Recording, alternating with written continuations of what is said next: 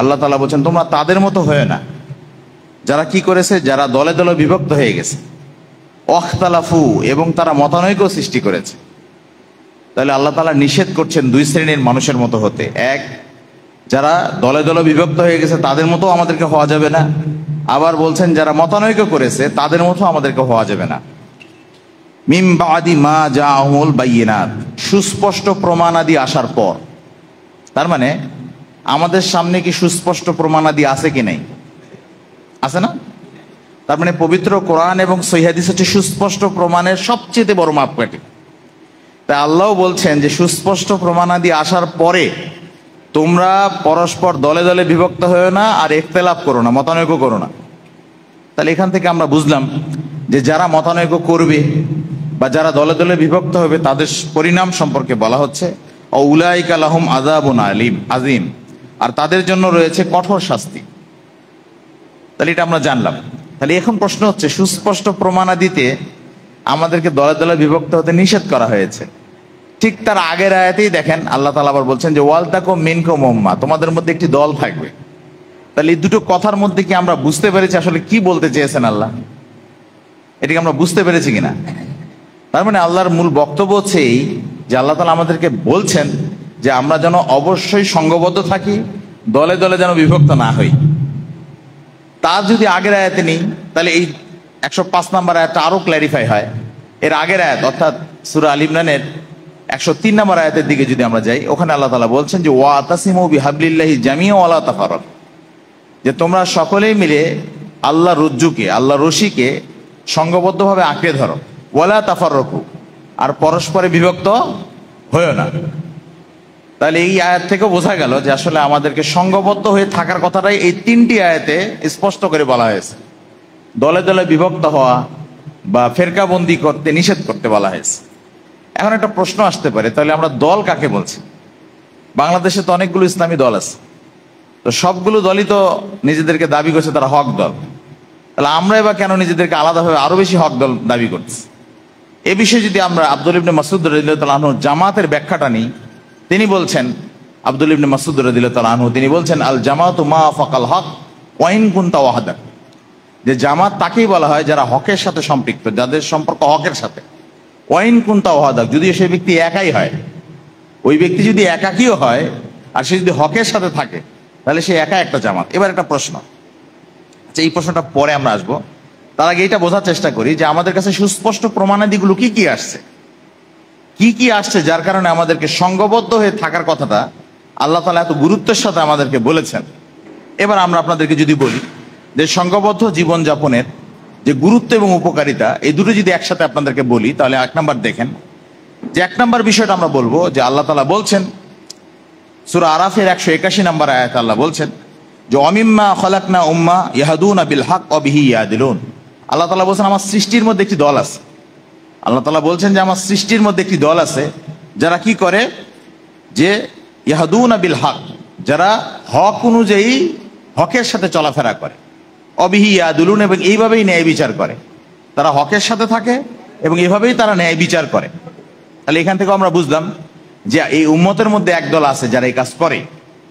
এরপরে আরেক আয়াতে আল্লাহ তাআলা বলছেন সূরা সফ 4 নম্বর আয়াতে ইন্নাল্লাহা ইউহিব্বুল লাযীনা ইউকাতিলুনা ফি সাবিলিহি সাফফান কাআন্নাহুম বুনিয়ানুম মারসুস, নিশ্চয় আল্লাহ তাদেরকে ভালোবাসে যারা সংঘবদ্ধ হয়ে সীসাঢালা প্রাচীরের ন্যায় আল্লাহর পথে সংগ্রাম করে। তাহলে এখন একটা বিষয় দেখেন, তাহলে আল্লাহ কাদেরকে ভালোবাসে?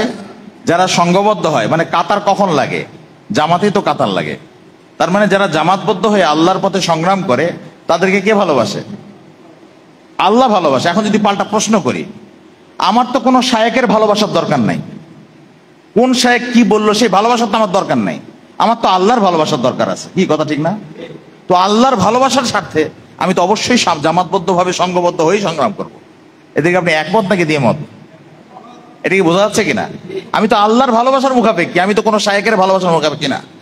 ওই জন্য কোন শায়েক কি বললো না বলে আমি তোয়াক্কা করি কেন?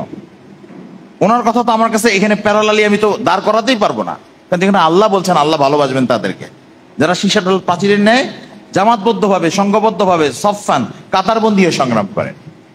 তো এগুলো ছিল আল্লাহ তাআলার মানে আমাদের জন্য মেসেজ, যে আমরা যেন সংঘবদ্ধ হয়ে জীবনযাপন করি। আমরা শেষে কিছু বাস্তবতার আলোকে কিছু কথা বলার চেষ্টা করবো ইনশাআল্লাহ সময় সাপেক্ষে। এবার আমরা হাদিস থেকে যদি আপনাদেরকে বলি, তিরমিজি একটি হাদিস, ইমাম তিরমিজি রহমান একটি হাদিস বেঁধেছেন। হাদিসটির অধ্যায় হলো এই, যে হাদিসটি তিনি নিয়ে আসছেন, হাদিসের অধ্যায়ের নাম দিচ্ছেন যে বাবু মাজা ফি লুজুমিল জামা, সংঘবদ্ধ হয়ে থাকার অপরিহার্যতা। মানে একটা অধ্যায় বাঁধছেন ইমাম তিরমিজি রহমাতুল্লাহ, আজ থেকে কতদিন আগের তিনি মানুষ। তিনি বলছেন সংঘবদ্ধ হয়ে থাকার উপরে তিনি একটি হাদিস নিয়ে আসছেন। সেই হাদিসে তিনি কি নিয়ে আসছেন দেখেন, তিনি বড় একটা হাদিস, সে হাদিসটি হচ্ছে তিরমিজি 2165 নম্বর হাদিস। অধ্যায়ের নাম সংঘবদ্ধ থাকার প্রয়োজনীয়তা বা অপরিহার্যতা। এখানে তিনি বলছেন যে আলাইকুম বিল জামা ও ইয়াকুমুল ফারকা, তোমরা জামাতবদ্ধ হয়ে জীবনযাপন করো এবং বিচ্ছিন্নতা থেকে বিচ্ছিন্ন হয়ে না।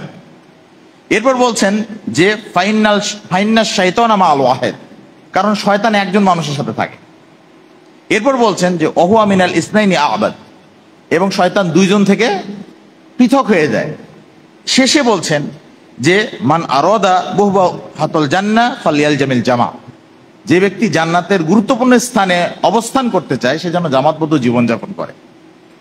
তাহলে দেখেন ইমাম তিরমিজির এই অধ্যায়ের মূল বক্তব্য অনুযায়ী সংঘবদ্ধ হয়ে থাকার গুরুত্ব, এটা আমরা ইজিলি বুঝতে পারলাম সহজেই, যে তারা আমাদেরকে অবশ্যই যে কোনো কাজ সংঘবদ্ধভাবে করতে হবে।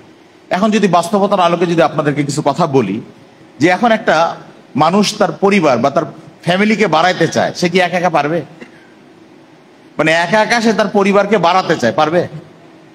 তার একটা ইউনিট লাগবে না, আরেকটা ইউনিট লাগবে না, পার্টনার লাগবে না? এখন ধরেন একজন ব্যবসা করবে, তো ব্যবসা করতে গেলে ব্যবসার জন্য একটা টিম লাগবে না? ব্যবসায়ীকে একটা টিম লাগবে না? একজন ধরেন সমাজে একটা ব্যাপক পরিবর্তন করতে চায়, এর জন্য কি সে একা একাই পারবে? এগুলো কিন্তু আমরা সবাই বুঝি, এগুলো আমাদের ফিতরতের সাথে মিশে আছে। যে বলছে সংঘবদ্ধ থাকার দরকার নাই, সেও কিন্তু এর সাথে মিশে আছে, সে কিন্তু এর বাইরে নেই, সে কিন্তু এর সাথে সম্পৃক্ত। কিন্তু এখন সবচেয়ে বড় বিষয় হচ্ছে এই, যে বাংলাদেশের প্রেক্ষাপটে অন্যান্য সমস্ত সেকুলার দল থাকতে পারবে, কোনো সমস্যা নেই। অন্যান্য যে বিদাতি দলগুলো আছে সেগুলোও থাকতে পারবে, সমস্যা নেই। শিরিক যারা করে, যে সমস্ত দলগুলো শিরিকের সাথে ডুবে আছে, ওরাও দল করতে পারবে, কোনো সমস্যা নেই। কিন্তু যখন আহলে হাদিস আন্দোলন বা বাংলাদেশ আলী যুব সংঘ কেউ করবে, তখন আমাদের শায়েখদের মাথা ব্যথা শুরু হয়ে যাবে, এবং তখন তারা বলবে যে না, সংঘবদ্ধ থাকা যাবে না। তাহলে এখন যদি পাল্টা প্রশ্ন করি, তার মানে এরা বুঝে হোক আর না বুঝে হোক, এরা হকপন্থীদের জামাত যেন না গড়ে ওঠে, এজন্যই কিন্তু এদের মাধ্যমে এই সমস্ত কথা বের হয়ে যাচ্ছে। যেটা আমি বলবো এদের নির্বুদ্ধিতারই কারণেই হয়তো হচ্ছে। কারণ যদি তারা বুঝতো অবশ্যই সংঘবদ্ধতার গুরুত্ব, তারা এটার অন্তত বিরোধিতা করতো না। হ্যাঁ, আমাদের কাজের বিরোধিতা করা যেতে পারে, কারণ আমাদের কাজে ভুল থাকতে পারে, তো কাজের সমালোচনা হতে পারে, কিন্তু সংঘবদ্ধ থাকার বিরোধিতা করা মানে এটা কিন্তু একটা আত্মঘাতী কথাবার্তা বলা মানুষের সামনে। আল্লাহ তাআলা আমাদেরকে বুঝার তৌফিক দান করুক, আমিন। এবার দেখুন 2 নম্বর যে বিষয়টা আমি বলবো, প্রথম হচ্ছে সংঘবদ্ধতার বিষয়টা বললাম কোরআন এবং হাদিসের আলোকে। এবার আমরা আপনাদেরকে যদি বাস্তব আরেকটু বলি, যে সংঘবদ্ধ থাকলে কি হয়। সংঘবদ্ধ থাকলে ভালো সঙ্গ পাওয়া যায়। আপনারা এখানে অনেকেই জানেন যে সংগঠিত যারা হয় তারা কিন্তু দেখবেন যে তারা কিন্তু ভালো মানুষগুলোই এখানে আসে সাধারণত, 2-1টা ইনকেস ভিন্ন বিষয়। তো ভালো মানুষগুলো আসে যেহেতু, এই জন্য সংগঠনে ভালো মানুষ পাওয়া যায়। এই জন্যই রাসূলুল্লাহ সাল্লাল্লাহু আলাইহি ওয়াসাল্লাম হাদিসে বলছেন যে লা তুসাহিব ইল্লা মুমিন, তোমরা মুমিন ব্যতীত অন্য কারোর সাথে মানে সঙ্গ দিও না, সহযোগী হয়েও না। তো কাজেই এখানে আমাদের জন্য শিক্ষা হচ্ছে এই, যে আমরা যেন সবাই মুমিনদের সাথে বন্ধুত্ব স্থাপন করি। আর মুমিনদের মধ্যে যারা বাংলাদেশ আলী যুব সংঘের সাথে সম্পৃক্ত, এরা শিরক বেদাতের বিরুদ্ধে থাকে, তো এদের চেয়েতে কোনো ভালো বন্ধু কি আর হতে পারে? তো এটা একটা মেসেজ। এরপরে রাসূলুল্লাহ আরেকটা হাদিসে বলছেন আর রজুলু আলা দীনি খলিলি, মানুষ তার বন্ধুর রীতিনীতির মাধ্যমে পরিবর্তন হয়। তাই আল্লাহ রাসূল বলেন ফালইয়ানজুর আহাদুকুম মাইয়ু খলিল, কাজেই তুমি কার সাথে বন্ধুত্ব স্থাপন করছো এটা লক্ষ্য করে দেখো, কার সাথে বন্ধুত্ব স্থাপন করছো খেয়াল করো। আবু দাউদ 4833 নম্বর হাদিস। তাহলে এখান থেকে আমরা জানলাম যে আসলে সংঘবদ্ধ থাকলে ভালো বন্ধু পাওয়া যায়। 3 নম্বর, সংঘবদ্ধ থাকলে ইস্তেকামাত থাকা যায়। যারা দেখবেন সংগঠনের বাইরের লোকজন, তাদের একটা বিষয় খেয়াল করে দেখবেন যে তারা কিন্তু অনেক ক্ষেত্রেই কিন্তু যে কোনো কাজে ইস্তেকামাত থাকতে পারে না। আর যারা সংগঠিত থাকে তারা একটা লোক লজ্জার ভয় হলেও সমাজে কিন্তু ইস্তেকামাত থাকার চেষ্টা করে। যেমন উদাহরণ দিই, আমাদের সংগঠন করে একজন ছেলে, সে কি প্রকাশ্যে একটা বেপর্দা মেয়ের সাথে ঘন্টার পর ঘন্টা দাঁড়িয়ে কথা বলতে পারবে? কেন পারবে না? কারণ সে তো একটা সংগঠনের সাথে আছে, তার অন্যান্য যারা সঙ্গী সাথী তারা দেখে ফেলে, তার জন্য লজ্জার বিষয় হবে। এই জন্য সে চেষ্টা হলো, মানে ইচ্ছা মনের খায়েশ থাকা সত্ত্বেও সে কিন্তু এই কাজটা করবে না। কিন্তু যে সংগঠন করে না সে কিন্তু ইজিলি এই কাজটা করবে, কারণ তাকে তো সে তো ধরার বাইরে, তাকে তো কোনো জায়গায় মিটিংয়ে বসে জবাবদিহিতা করতে হয় না। তো কাজে এই জন্য দেখবেন আমাদের যুবকদের কিন্তু অধপতনটা এই ক্ষেত্রে কিন্তু বেশি হচ্ছে, আমরা যেটা দেখতে পাচ্ছি। তো এই জন্যই সংঘবদ্ধ থাকলে আমরা কিন্তু ইস্তেকামাত থাকার সুযোগ পাই। এটা আল্লাহ তাআলা বলছেন যে ইজা লাকিতুম ফিয়াতান ফাসবুতু, যখন তোমরা কোনো বিষয়ে সিদ্ধান্ত নিবে তখন তোমরা সেই বিষয়ে একবারে ইস্তেকামাত থাকবে। তো কাজে আমরা যেন যে সংগঠনে আপনারা জান যে আমাদের লক্ষ্য উদ্দেশ্য নিয়ে যেটা আমরা কাজ করছি, আমরা যেন ইস্তেকামাত থাকতে পারি, আল্লাহ যেন সে তৌফিক দান করেন, আমিন। সংঘবদ্ধ থাকলে আরেকটা যেটা জিনিস হয় সেটা হচ্ছে সামাজিক শৃঙ্খলা রক্ষা হয়। এমন একটা বিষয় যদি বলি, মিলিটারি বাহিনীতে সবচেয়ে বেশি শৃঙ্খলার বিষয়টা গুরুত্ব বেশি, তাই না? চেইন অফ কমান্ড এর গুরুত্ব কিন্তু সবচেয়ে বেশি। অথচ দেখেন ইসলাম কিন্তু এই চেইন অফ কমান্ডের গুরুত্ব সবচেয়ে বেশি দিয়েছে, যেটা আমাদের 5 ওয়াক্ত সালাত তার প্রমাণ। 5 ওয়াক্ত সালাতে ইমাম যখন রুকুতে যায়, এখন যদি মুক্তাদি হয়ে যদি আমি ভাবি যে আমার তো সূরা ফাতিহা পড়া শেষ হয়নি, তো উনি রুকুতে গেছে ওনার সূরা ফাতিহা তাই, তো আমার সূরা ফাতিহা যখন শেষ হবে তখন আমি যাব, সালাত কি হবে? দেখেন এই যে চেইন অফ কমান্ড, যিনি ইমাম থাকেন তার আনুগত্য করতে হয়। অথচ মিলিটারি বাহিনীতে বাধ্যগতভাবে কত যে আনুগত্য তারা করছে বলা মাত্রই, অথচ তার চেয়ে বেশি ইসলামিক অঙ্গনে এই আনুগত্যের গুরুত্ব কিন্তু অনেক বেশি। এটা কি বোঝা যাচ্ছে কিনা? বোঝা যাচ্ছে না? তাছাড়া ইবাদত কবুল হবে না। এই জন্য এই ট্রেনিংগুলো কেন আমরা প্রতিনিয়ত মানে প্রত্যেক দিন 5 বার করি? এখানে আমাদের জন্য একটা ট্রেনিং সেশন, যেন আমরা এই আনুগত্যটা শিখি। আল্লাহ তাআলা আমাদেরকে বোঝার তৌফিক দান করুক। এক্ষেত্রে আমরা দেখবেন যে আজকে সমাজে আনুগত্যহীন পরিবেশ থাকার কারণে সমাজে একজন আরেকজনকে মেরে ফেলছে, অথচ আমরা মুসলমান পরস্পর বিরোধী হয়ে গেছি। আল্লাহ তাআলা তাই বলছেন, ওয়ালা তানাজাউ ফাতাফশালু ওয়া তাযহাবা রিহুকুম ওয়াসবিরু, তোমরা আপোষে ঝগড়াঝাটি করো না। আল্লাহ নিষেধ করছেন আমাদেরকে। সূরা আনফাল 46 নম্বর আয়াত আল্লাহ বলছেন, তোমরা আপোষে ঝগড়াঝাটি করো না। যদি তোমরা আপোষে ঝগড়াঝাটি করো তাহলে তোমাদের যে তেজ, তোমাদের যে শক্তি, এই শক্তিটা উঠে যাবে, এই চেতনা আর থাকবে না। তাই কি হচ্ছে না? এখন যদি বাস্তবে আপনাকে যদি বলি যে আজকে ধরেন ফিলিস্তিনের গাজায় একজন মুসলমান মারা যাচ্ছে, ফিলিস্তিনের গাজায় মুসলমান মারা যাচ্ছে, বা ধরেন আরো অন্যান্য যে রাষ্ট্রগুলোতে মারা যাচ্ছে সম্প্রতি, আরো ধরেন মুসলমান কান্ট্রিগুলোতে ইহুদিরা বোমা মারছে ইত্যাদি ইত্যাদি। তো এখন যদি আপনাদেরকে বলি যে সেখানে এই বোমাগুলো মেরে মুসলমান মারছে, আর আজকে বাংলাদেশে বলতে পারবেন যে পরস্পর মুসলমান ভাই ভাই এরা ঈদের সালাতে একত্রিত হচ্ছে, কিন্তু 2 দলের লোক, কিন্তু বা 2, 4, 5 দলের লোক, এক একজন এক এক দলের লোক, কিন্তু ঈদের সালাতে তারা একত্রিত হচ্ছে। বলতে পারবেন এটা কিসের ঐক্যের প্রমাণ? এটা কি ইসলামী ঐক্যের প্রমাণ নয়? কিন্তু যেমনি সে রাজনীতি করতে যাচ্ছে তখন সে অন্য মতবাদ মানার কারণে, ইসলামী মতবাদ বাদ দিয়ে অন্য মতবাদ মানার কারণে পরস্পর শত্রু হয়ে যাচ্ছে। এটা কি ঠিক কিনা সেটা বলে? বাস্তবতা তাই নয়? ঈদের সালাতে একই সাথে সালাত আদায় করছে, একই ইমামের পিছনে আনুগত্য করতেছে, কিন্তু যেমনি রাজনৈতিক অঙ্গনে যাচ্ছে তখন কিন্তু তারা পরস্পর শত্রু হয়ে যাচ্ছে। এজন্যই আমি কালকেও যে পাবনায় এক খুতবায় এই কথা বলার পর একজন অন্তত বলতে মানে বোঝাইতে সক্ষম হয়েছি, যে উনি আরো কেউ বলছে কিনা জানি না, কিন্তু উনি এসে বলছেন যে অন্তত এই গণতন্ত্র এবং ইসলামী গণতন্ত্রের এই প্রতারণাটা আলহামদুলিল্লাহ আমি বুঝছি। সে কথাটা আমি আপনাদেরকে একটু বলি, ভালো মনোযোগ দিয়ে শুনবেন। যে আজকে যদি আপনি আমাদের অঙ্গনে এই যে রাজনৈতিক অঙ্গনের কথা চিন্তা করেন, এখানে একটা বিষয় খেয়াল করেন, রাজনৈতিক অঙ্গনে আজকে পরস্পর যে বিরোধী হয়ে গেছে, এটা কি ইসলামের কারণে হয়েছে? তাহলে দেখেন আজকে ইসরায়েল বা ইহুদিরা মুসলমানদেরকে মারছে, এই মারার জন্য তাদের মিলিটারি ব্যয় হচ্ছে না? তাদের সামরিক বাহিনী মরতেছে না? তাদের অর্থ ব্যয় হচ্ছে না? তাদের সময় ব্যয় হচ্ছে না? তাহলে তাদের অর্থ, সময়, মিলিটারি ব্যয় করে তারা মুসলমানদেরকে মারছে। তাহলে বাংলাদেশে কি এমন তারা করছে? বাংলাদেশে কি এমন তারা চাপিয়ে দিচ্ছে যার কারণে বাংলাদেশে তাদের আর অস্ত্র ব্যয় করা লাগতেছে না, তাদের সময়ও ব্যয় করা লাগতেছে না, তাদের অর্থও ব্যয় করা লাগতেছে না, আমরাই আমাদেরকে মেরে দিচ্ছি? কি এমন পারমাণবিক বোমার চাইতে বড় কি আমাদের উপরে চাপিয়ে দিছে? কি এমন পারমাণবিক বোমা তারা আমাদের উপরে দিছে যে বোমার কারণে আজকে আমরা পরস্পর একই এলাকার পাশাপাশি 2 ভাই, কিন্তু আমরা পরস্পর বিরোধী হয়ে গেছি, একজন আরেকজনকে মেরে ফেলতে দ্বিধাবোধ করছে না? কেন? সেই পারমাণবিক বোমার নাম শুনতে মন চাচ্ছে না? শুনবেন নামটা, শুনবেন নাকি সেটা বলেন? সেই পারমাণবিক বোমার নাম হচ্ছে গণতন্ত্র। সেই পারমাণবিক বোমার নাম কি? গণতন্ত্র। এই গণতন্ত্র বাস্তবায়ন করতে গিয়ে 2 জন মুসলমান এখন পরস্পর বিরোধী হয়ে গেছে, একজন আরেকজনকে মেরে ফেলতে দ্বিধাবোধ করছে না। কি কথা ঠিক না? তাহলে এর চেয়ে বড় কোনো পারমাণবিক বোমার হতে পারে? যে এটা ওদের অর্থ ব্যয় করা লাগতেছে না, সময় ব্যয় করা লাগতেছে না, এমনি এমনি আমরা মেরে দিচ্ছি নিজেরা নিজেদেরকে। এই জন্যই আহলে হাদিস আন্দোলন বাংলাদেশ এবং বাংলাদেশ আহলে যুব সংঘ যে এই বিষয়টা আমরা সবসময় আপনাদের সামনে বলি যে আমরা একটা স্লোগানের মাধ্যমে, এই স্লোগানটা একটা কিন্তু মানে শুধু মুখস্থ করা স্লোগান না, এটা কিন্তু একটা বিপ্লব। সেই স্লোগানটা কি? সকল বিধান বাতিল করো, ওহির বিধান কায়েম করো। তার মানে কি? সকল বিধান মানে কি? এই গণতন্ত্র, সমাজতন্ত্র, জাতীয়তাবাদ, এছাড়াও আরো যত ধর্মনিরপেক্ষতাবাদ সহ আরো যত মতবাদ আছে সব মতবাদ বাতিল করো। কোন বিধান কায়েম করো? ওহির বিধান কায়েম করো। এই দিকে আমরা ফিরিয়ে আনতে চাই। সর্বশেষ যে বিষয়টি বলবো, আল্লাহ তাআলা বলছেন যে আমাদের সংঘবদ্ধ কেন থাকতে হবে। আল্লাহ তাআলা বলছেন ওয়াইদ্দু লাহুম মাস্তাতাতুম মিন কুওয়া আমির রিবাতুল খাইলি তুরহিবুনা বিহি আদুওয়াল্লাহ ওয়া আদুওয়াকুম।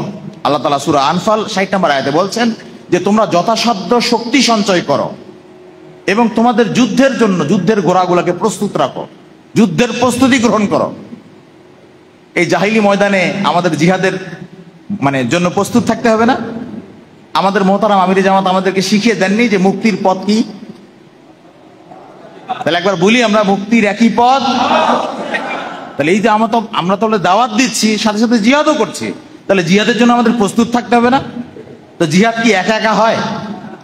জিহাদের জন্য টিম লাগে, একটা টিম কমান্ডার লাগে, তার নেতৃত্বে জিহাদ করতে হয়। এমন সামরিক বাহিনী তো কিন্তু সেম কেস, দেখবেন একই কাজ। কোন একটা হয়তো একটা টিম পাঠাচ্ছে, তার একজন নেতা থাকে, তার নেতৃত্বে বাকিরা কিন্তু আনুগত্য করে। ঠিক তেমনি আমাদেরও কিন্তু একজন নেতা আছেন, তার নেতৃত্বে কিন্তু আমরা সমাজে দাওয়াত ও জিহাদের কর্মসূচি নিয়েই সব জায়গায় এই কার্যক্রম বাস্তবায়ন করছি। আল্লাহ তাআলা তাই বলছেন তোমরা যথাসাধ্য শক্তি সঞ্চয় করো। এই শক্তি সঞ্চয়ের জন্য আমরা সংঘবদ্ধ হচ্ছি। এবং আমরা এটা কেন করছি দেখেন, আল্লাহ তাআলা শেষে বলছেন তুরহিবুনা বিহি আদুওয়াল্লাহ, যাতে করে আল্লাহর শত্রুদেরকে আমরা ভয় দেখাতে পারি। বলেন, আপনি আমি যদি একাকে চিল্লাচিল্লি করি, আল্লাহর যারা শত্রু তারা কি ভয় পাবে? আর যদি সংঘবদ্ধ হই তাহলে আল্লাহর শত্রুরা ভয় পাবে না? এরপর আল্লাহ বলছেন ওয়াদু ওয়াকুম, এবং আমাদের শত্রুরাও যেন ভয় পায়। আল্লাহর শত্রুরাও যেন ভয় পায়, একইভাবে আমাদের শত্রুরাও যেন ভয় পায়। আসুন আমরা সবাই মিলে এই বিষয়গুলো বোঝার চেষ্টা করি। সর্বশেষ যে কথাটি বলতে চাইবো যে বাংলাদেশ আহলে যুব সংঘ, আপনারা জানেন যে যুব সংঘ 1978 সালের 5ই ফেব্রুয়ারি থেকে নিয়ে এই সমাজে, বিশেষ করে যুবকদের মাঝে, যুবকরা যেন ফিতনায় না পড়ে, যুবকরা যেন ওহির আলোয় আলোকিত হয়, এই লক্ষ্যেই মোহতারাম আমিরে জামাত প্রফেসর ডক্টর মোহাম্মদ আসাদুল্লাহ আল গালিব স্যার, তিনি কিন্তু এই যুব সংঘ প্রতিষ্ঠার মাধ্যমে যুবকদেরকে একটা সন্ধান দিতে চেয়েছিলেন। আর সেই দিন যদি উনি এটা না করতেন, আমি নিজেও মাঝে মাঝে ভাবি আজকে যদি বাংলাদেশের যুব সংঘ না থাকতো তাহলে তো আন্দোলনের অস্তিত্ব হতো না। আবার একইভাবে আজকে আমরা তাহলে কোথায় থাকতাম, মানে আমাদের অবস্থানটা কোথায় হতো? আজকে তো একটা প্ল্যাটফর্মে এসে আজকে তো আমরা নির্দ্বিধায় আমাদের কথাগুলো বলার সুযোগ পাচ্ছি। আমরা যদি এটা না পেতাম তাহলে কথাগুলো বলতাম কোথায়? তাহলে এবার একটা বাস্তব কথা বলি। গত 5ই আগস্ট বা ধরেন 36শে জুলাই, যেটাই বলেন আপনি, এর মাধ্যমে একটা বিপ্লব হয়েছে, তাই না? ধরেন এটাকে রাজনৈতিক বিজয় বলছে কেউ কেউ, মেনে নিলাম রাজনৈতিক বিষয়, কিন্তু এটা কি ইসলামিক বিজয় বলা যায়? এটা কি ইসলামিক বিজয় হয়েছে বলতে পারবেন আপনারা? হয়নি, তাই না? তাহলে আগামী দিন একটা ইসলামী বিপ্লব বা ইসলামের একটা বিজয়, চূড়ান্ত প্রকৃত বিজয়, এটা অপেক্ষা করছে। এই অপেক্ষাটা আমি আপনাদের ক্লিয়ার করে আমি আলোচনা শেষ করব। এখন দেখেন, যে আন্দোলনটা হলো সেই আন্দোলনের নাম কি ছিল? বৈষম্য বিরোধী, বলেন, বৈষম্য বিরোধী। তার মানে একটা আন্দোলন, তাই না? তার মানে আমরা এটা বুঝেই গেলাম যে আন্দোলন ব্যতীত সমাজে বিপ্লব হয় না। বিষয়টা তাই কিনা? তাহলে আমরাও কি কোনো আন্দোলন করি? নাম কি? আহলে হাদিস আন্দোলন বাংলাদেশ, ঠিক না? তার মানে আমরাও কিন্তু একটা আন্দোলনের সাথেই আছি। তাহলে এই আন্দোলন আর ওই আন্দোলন, বৈষম্য বিরোধী ছাত্র আন্দোলনের মূল ইউনিটটা কি ছিল? শক্তিটা কারা ছিল? বৃদ্ধ নাকি যুবক? যুবক। তাহলে আহলে হাদিস আন্দোলন বাংলাদেশের মূল ইউনিটটা কোনটা? যুবক মানে কি? নামটা বলেন পুরোটাই, বাংলাদেশ আহলে হাদিস যুব সংঘ। তাহলে এখন একটা পাল্টা কথা বলি, এই ছাত্র আন্দোলনে মানে এটা ব্যারিয়ার, আমাদের ব্যারিয়ারটা কোথায়? আমাদের যুবক ভাইদেরকে একটু বলতে চাচ্ছি, ব্যারিয়ারটা কোথায়? ওই ছাত্র আন্দোলনে যে সমস্ত যুবক ভাইরা মাঠে লড়াই করলো, তারা কি জীবন বাজি দিয়ে লড়াই করছিল নাকি করেনি? অথচ এটা রাজনৈতিক বিপ্লবের জন্য, তাই না? আর আমাদের এই বিপ্লবটা, আমাদের এই যে আহলে হাদিস আন্দোলন বাংলাদেশের যে আন্দোলন, এই আন্দোলনের বিজয়ী করার জন্য যুব সংঘের ছেলেরা যদি ভাবে যে আমি জীবন দিব না, আমার যতটুকু সব কাজ করে যতটুকু বাকি থাকবে ততটুকু যেন আমি সময় দিব, তাহলে কি বিজয় কোনোদিন আসবে?